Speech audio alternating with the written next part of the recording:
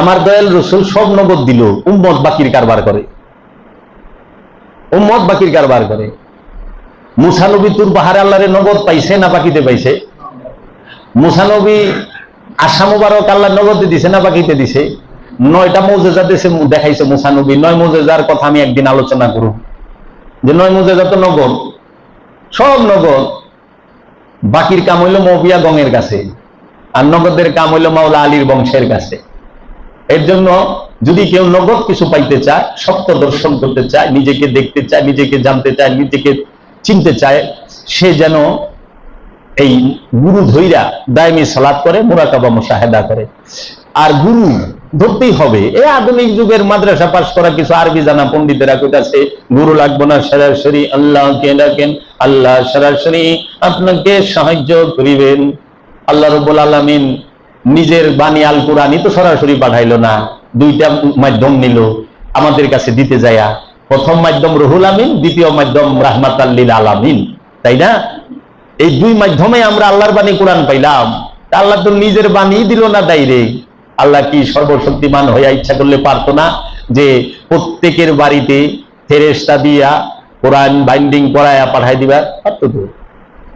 আচ্ছা, আল্লাহ রাব্বুল আলামিন তিনি সালাত সরাসরি আমাদেরকে দিলেন না, রাসূলের মাধ্যমে দিলেন। সিয়াম সরাসরি আমাদেরকে দিলেন না, রাসূলের মাধ্যমে দিলেন। আল্লাহ রাব্বুল আলামিন যাকাতের হুকুম সরাসরি আমাদের দিলেন না, রাসূলের মাধ্যমে দিলেন। আল্লাহ রাব্বুল আলামিন কুরবানির হুকুম সরাসরি আমাদেরকে দিলেন না, রাসূলের মাধ্যমে দিলেন। আল্লাহ রাব্বুল আলামিন হজের হুকুম, আমলে সালেহার হুকুম সরাসরি আমাদেরকে দিলেন না, রাসূলের মাধ্যমে দিলেন। আল্লাহ রাব্বুল আলামিন কিতাব দিলেন রাসূলের মাধ্যমে।